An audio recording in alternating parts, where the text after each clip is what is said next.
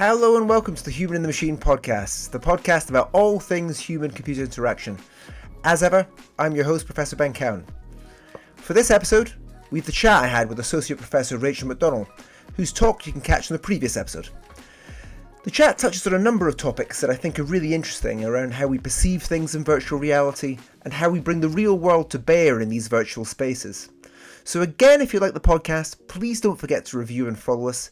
And if you want to get in contact with us, you can by using the email humaninthemachinepodcast@gmail.com. If you just want to leave us a message, if you want to tell us what we're doing well and what we're not doing well, any ideas for speakers, please send us a message there. They'll all be gratefully received. Without further ado though, here's the chat I had with Rachel. Please sit back and enjoy.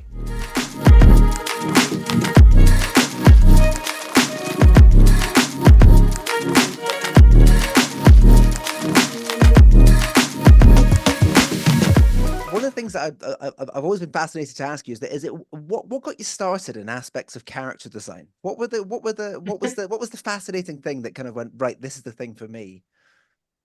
Character design, yeah. I think it was, if you saw that example of Patrina at the start, for the type of graphics that I was working with at the start. I always just felt like those characters, when you applied motion capture to them, they really came to life. And for me, I think it's when we got our motion capture system and started applying, like, say, a male motion to a female character and seeing what that looked like. There was so much life in the motion capture, but there was so little life in the appearance, that I've always kind of wanted to bring those two elements together. And then the interest in creating an artificial human just took over a little bit, and wanting to explore what that might be, in terms of realism of the facial movements, the appearance and the motion, of course. So yeah, I guess there's a kind of a, can we ever get to the stage where we've a virtual human that really looks like one of us and we can't distinguish them? It's just kind of a fascination, I suppose, for computer graphics researchers in general. I suppose I kind of, just took that on then.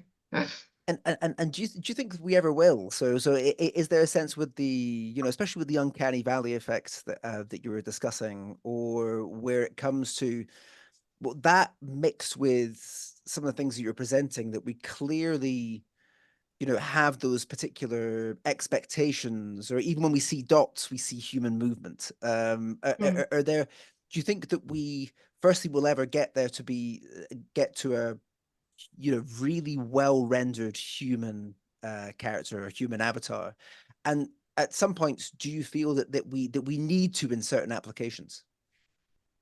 I think we will. Yeah, I actually think we will. I would have probably said no a few years ago, but I would definitely say yes now. We're still a bit off away from it, but with machine learning, the ability to create photorealistic appearances just gone out it's really increased. But at the moment, it's mainly for videos and it's not 3D necessarily. So when those two things come together, the 3D and the 2D photorealism, I think we could. But then we have problems like hair straight away. It's always a problem for virtual humans, and generating hair that moves realistically is very computationally expensive, because you have to model every single hair strand and everything that it intersects with. You literally have to apply physics equations to every little subsection of every piece of hair. So like it's a lot of it's about computational power. And a lot of computer graphics over the years has been about, we have this computational power, we have these equations that we can't possibly compute in real time. So let's make adjustments to them. And a lot of my early research was about using perception, human perception, to understand what are the good adjustments we should make. Because there's no way we can ever, well, maybe in the future when our computation levels are better, and obviously all the new graphics cards are helping with that a lot. But what are the aspects that we can get rid of or cheat? It's all about cheating. Graphics, it's all about cheating. So I do think we will get there, but there are a lot of challenges still to come to try to achieve that. I think appearance is way ahead of motion. I don't know if anyone plays AAA computer games, But if you do, the rendering in those is absolutely insane now. It's really, really realistic. You can actually go up to a bicycle that just parked somewhere randomly, and you can see every little spoke, modeled to perfection, and the lighting hitting them absolutely perfectly. So the rendering is really there now for real time. But then you'll see in the same computer game, you'll see one of your non-player characters just circling around, walking around a pole or something. So the behavior and the motion is not there yet, but the appearance, I think, is, yeah. And do you think that's where the other challenges are then, in terms of, do you feel that the kind of the graphic side, in terms of the kind of the realism for the characters, we're almost there, but there are other aspects of the environment, or the behavioral aspects of those characters, or even the behavioral aspects of the environment, aspects in the environment, are the real challenges for the future?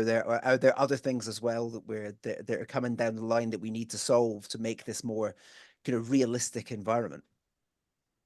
Oh, for the environment, yeah. I mean, there's a lot of work at the moment in it's called Gaussian splatting, which is like a huge advancement in recent years in like a photorealistic environment. So scanning an environment and being able to view it.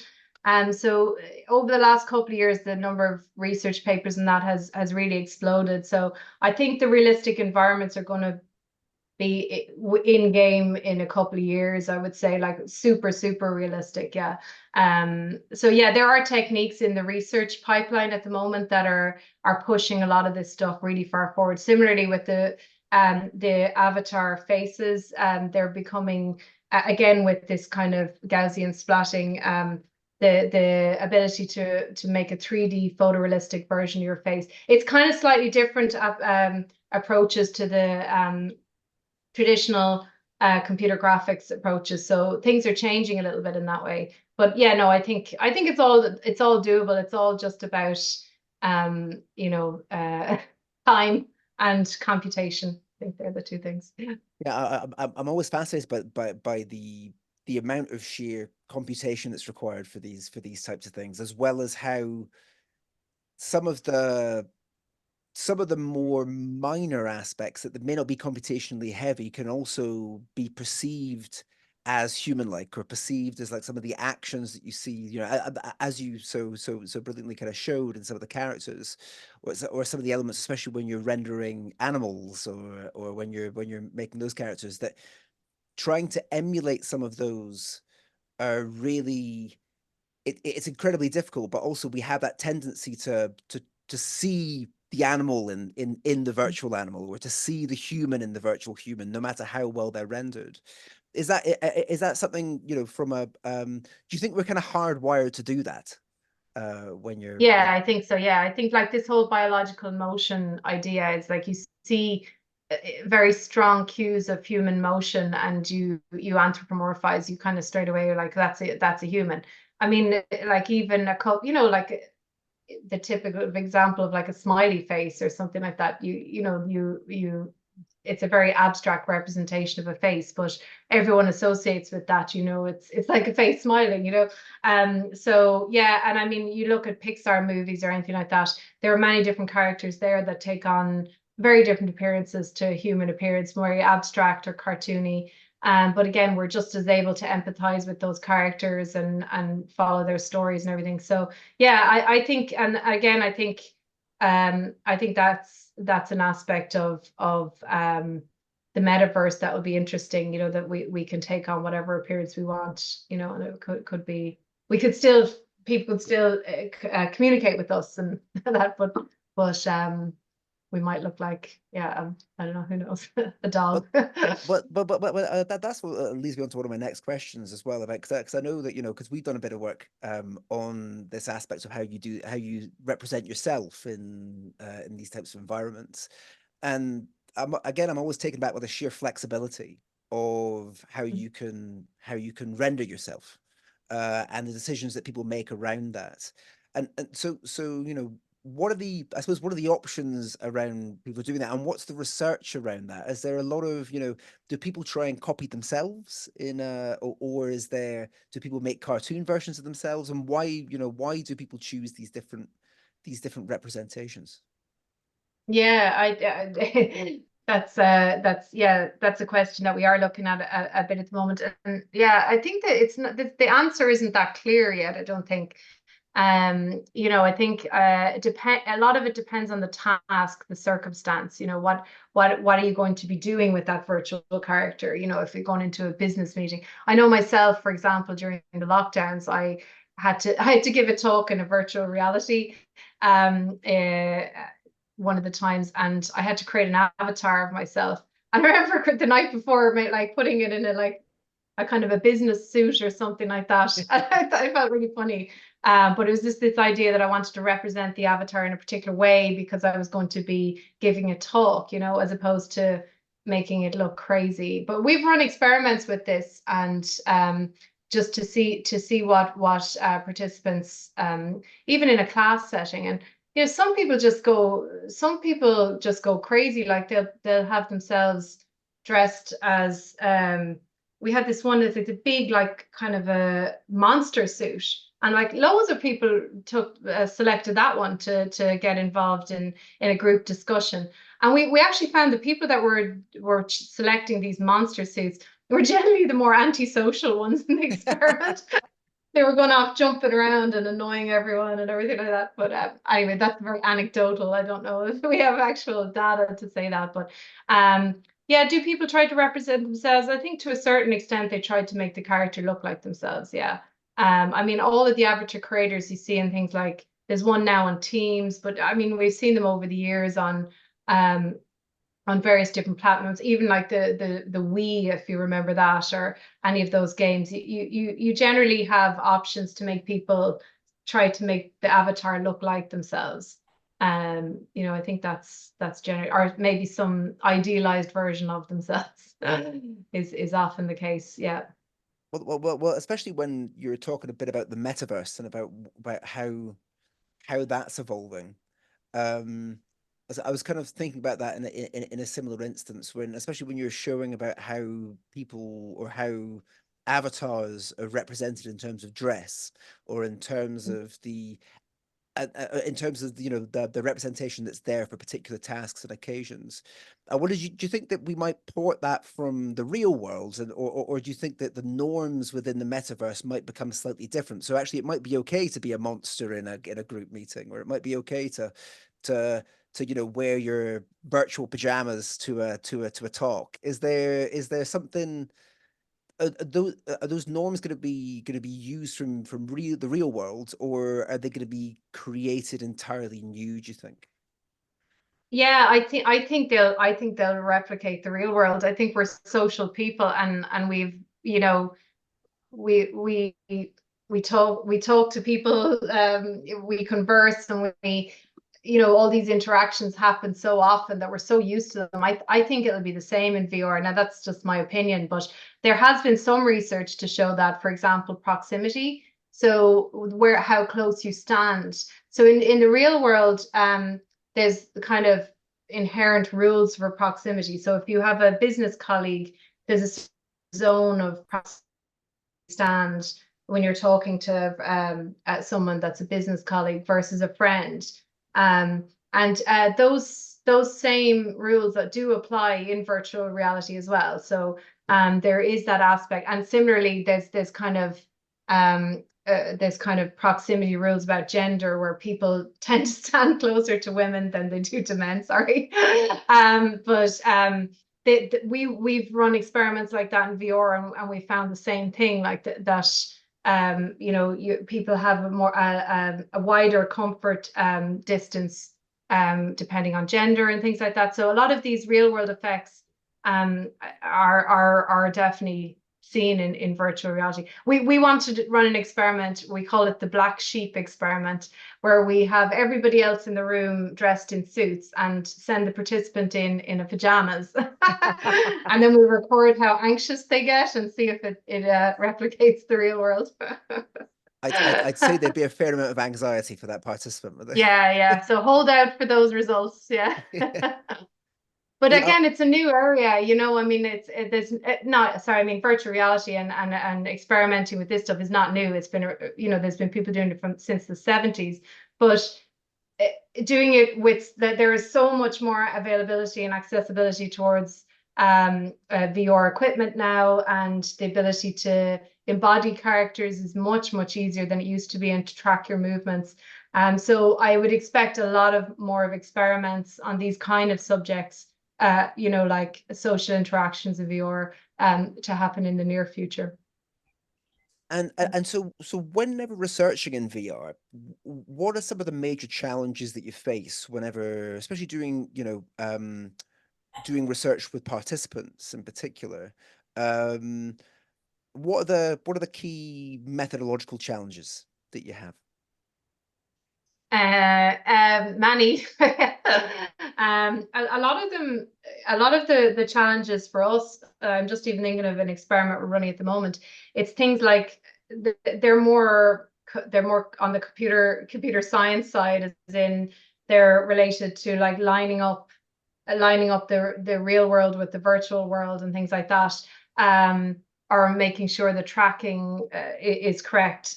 So there's kind of technical side of it, but then there's also things like we ran an experiment once, that was looking at proximity, and we allowed participants to interact with the virtual character. They were chatting away to the virtual character, and then they were asked to walk around the character and pick up something that was behind them. So what we were actually interested in is how close did they get to the character, but we didn't tell them that. So we said just walk around. So then we analyzed the paths of where they walked, and some people just walked off and started looking at things, and so I think fascination is one thing in VR that is an issue, with participants, in terms of making sure that they do what you want them to do, because a lot of the time it'll be somebody's, now maybe not as much nowadays, but it would be somebody's first time in VR, and just the fascination of being in VR is quite high, so again, that can cause effects in your experiments that you may not be expecting as well. Just the pure fascination might give you higher levels of something than you intended to be measuring. So what other cyber sickness people say, but we've never ever had a problem with cyber sickness in VR experiments. So like we've run experiments in the science gallery with 1,000 participants in VR, and not one of them ever got sick. So I think as long as you design your navigation correctly, that's one issue, that like these are kind of things you have to ensure methodologically, that they're in your experiment. That, for example, you don't let the camera move faster than you would walk in real life, because it can make you feel sick if you do that. So there are some kind of rules that if you stick by those, your participants should stay sick free. But yeah, I think of other, fascination is one, and technical challenges, and cyber sickness hasn't really been an issue for us. And I suppose one of the things I was wondering about the talk as well is because, and from what we've discussed in the past as well, is that using research from other disciplines, and we talked a bit about this last week with Dr. Kevin Doherty, so talking about this aspect of interdisciplinarity. So did you find any challenges whenever using theories or concepts from different disciplines and applying them in virtual contexts? So are there any challenges that are faced there, or is there sometimes a problem where the theory in the core discipline is still catching up, or is still being built? So trying to use that theory can sometimes be quite tricky. Are there challenges using different concepts from other fields whenever looking in doing this in VR? I don't know. I would say the just anything that you can gain from other fields is very useful knowledge.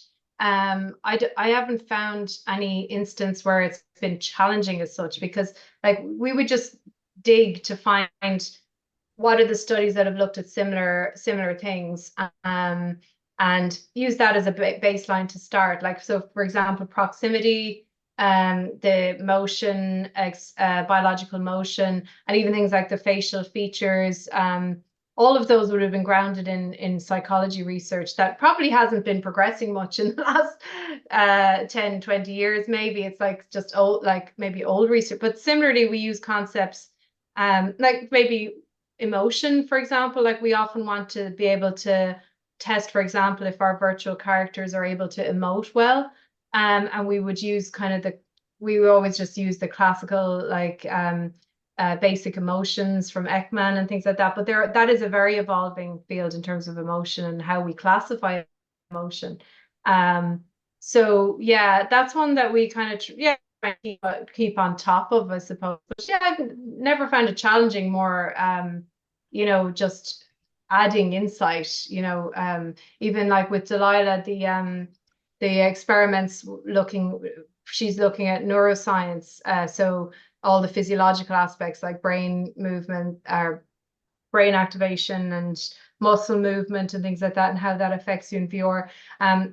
But that's just bringing another element of interest, I think, to what's actually going on with your body while this is all happening. So yeah, no, I think, well, I suppose I just like interdisciplinary research, but I think as a computer graphics researcher, that's literally all we do anyway, because all of graphics, anything, it has to be grounded in something else. Like if we're trying to replicate the wind moving on the trees, for example, you have to start researching about trees and about how wind affects trees and the physics of that. So I think computer graphics is a very interdisciplinary topic anyway. So it's something that we're very comfortable and interested in. Yeah. We've got quite a few questions in the chat as well here. So I'm going to bring some of these in here as well. So they're wondering if you've heard anything about governments using virtual tools to enhance peace building efforts, or for educational practices, and what would be the best practices to get that sort of thing, or to start looking into that type of topic. So if I'm getting the question right, is it related to using VR as a tool for empathy? Is that kind of what we're getting at mainly there? Yeah, it's using it in kind of, I suppose, in kind of situations where empathy might be important. So, or Yeah. where that kind of empathetic understanding, like learning, and in this case, it's kind of diplomacy, really, as well as being discussed. So I think that's where the Yeah. context is discussed. Yeah, I can think of a couple of examples. Well, I can think of a couple of examples around empathy anyway. So yeah, VR is really, really, some people call it the empathy machine. So it's a really strong tool for inducing empathy. So it's used in things like racial bias, for example. It's been used in domestic abuse. So situations, it's basically like putting yourself in the shoes of somebody else. And it can be very useful for that. And it has very powerful effects that have been shown to have longevity. So they do last after the experience. Other examples are things like environmental. I remember seeing a paper or research where they were chopping down trees in VR and showing the effect of the tree chopping down, and then those kind of results. And similarly with a lot of the work that we're doing with animals, animal welfare, there's an empathetic response that you can get from VR that helps people to be more empathetic. For diplomacy, I'm just trying to think. I remember an experiment. It's actually not in VR though. Yeah, I'm not sure with regard to diplomacy, but yeah, I think anything with regard to where you're trying to take on the opinions or trying to understand the opinions of others. I think VR is a really powerful tool for that, but particularly something like embodiment. I think it has been shown to work really effectively. Yeah, and the example I use for domestic abuse, like they've actually, it's Mel Slater, who's one of the big researchers in VR, has a company now where they're using VR for domestic abusers to put themselves in the body of a situation that's happening, and it actually has very pro-social effects. So that has been shown to change behavior. but it's not something we're looking at. And there was also some interest as well in the chat talking about autism spectrum disorder and the aspects of so talking a bit about one of your previous papers here, where where sometimes for users that find it hard to perceive aspects around facial expressions, that they may need to be taken into account some elements around that. So has the area looked at engaging some aspects around those users, around types of users that might find it hard to perceive facial expressions? And is that something that needs to be done a bit more in the field, around looking at Yeah, those types of users? there. Yeah, and actually, a couple of years ago, I teamed up with some researchers in psychology, and we were looking at this exact question around autism for children with autism. But one of the things is there has been some experiments showing the cartoon avatars, the emotion on the cartoon avatar can be easier to determine. It can be easier to pick up. So yeah, that aspect, or emotion detection, if that was good in the future, it could be used in combination with AR glasses, for example, to help people to decipher maybe a context in a conversation that they may not be able to pick up naturally. So yeah, I see lots of potentials for that in the future, especially with the virtual avatars. I think there's something kind of yeah, especially because again, it's an avatar, you can accentuate aspects of the performance or the emotion. So you can like make the smile more obvious. And that has been shown, yeah, to improve emotion detection for autism. So yeah, I think that's a very promising future area. Is there more? Could there be more being done? I think if you're talking about around emotion detection, I think that's a tricky one, because the problem with emotion detection for like computer vision algorithms is that the data set, it can be the very acted emotion, so we all know if I'm smiling, I'm happy, but I could be very happy just sitting here like looking unhappy. So emotion is kind of complex if you're trying to pick it up from a converser. And it's multidimensional as well. You could be feeling, kind of sad at the same time as feeling happy or fearful or something. So I think that's where the main challenges lie with using machine learning or computer vision for emotion detection, which would help with something like AR glasses. So I don't see that improving in the near future, but maybe when we all start like labeling our emotions at all times during the day for the next 10 years, then maybe we'll have enough data for that. That's always one of the things as well, is that the amount of data that you need for these types of things is always tricky, isn't it? That's Yeah. the thing. So there's a really interesting question here about as well this kind of space proximity work that you've done, and there's a sense of the question we have here from the chat is, does the effects of proximity that you mentioned depend on how realistic the avatars are? So we're talking about representations, the different type of representations. Is that is the distance, the proximity towards those characters, or towards the ways those characters are rendered, is that important, the way the characters are rendered, to that type of proximity effect?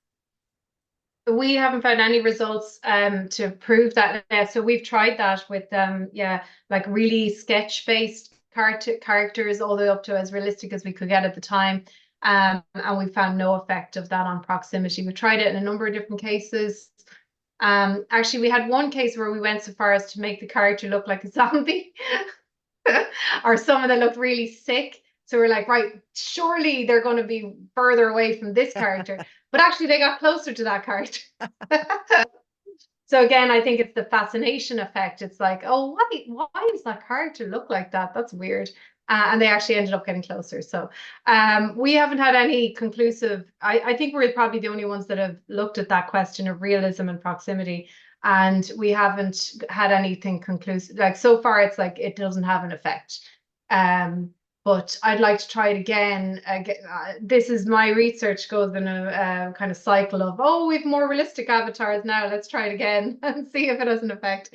But actually, over the years, all the experiments we've done looking for an effect of realism, it's very minor if it's anything. So like a lot of the time, once the motion and the emotion, the performance is usually what kind of pushes through rather than the appearance, which is kind of interesting. Maybe it's probably something I shouldn't be saying as a computer graphics researcher, that realism doesn't matter. But really, we haven't found a huge effect. And Mel Slater, this is like one of the pioneers of VR, has said that to us for years, that he doesn't think VR matter. We've been trying to prove him wrong, but it hasn't worked. All of his illusions, these original kind of things that he invented years ago, they were on very bad, very poor computer graphics, but he was able to have all these effects of embodiment and presence and all this stuff. So yeah, he doesn't believe us that realism has an effect, but someday we'll find it. You must have very caring participants for people who want to go very close to the one that looks sick. I think that's the It's so annoying. Yeah. We were like, what is going on here? Yeah. So final question here, I think from the audience here, is that it's a bit about kind of cinematic stuff. So talking about that kind of, is the game like in the movie Ready Player One a possibility in the future, do you think? So I'm not familiar with the film, so I'm hoping that you are, but oh, I am, of course I am, sure. It's what I aim for in life. No, not really, but I do love that film. But yeah, I think I think so. I think that's like when that film came, when did that film come out? I remember kind of thinking, yeah, we're not too far away from that. But yeah, I mean, I think basically I'm trying to think now what exactly happened in the middle of that. But as far as I know, yeah, that's basically what the metaverse is supposed to be. Yeah, but it is kind of depressing to think that like if your surroundings are, we let the whole real world go to, because like the virtual world is so exciting, that we don't bother like looking after the real world at all. Hopefully that won't happen.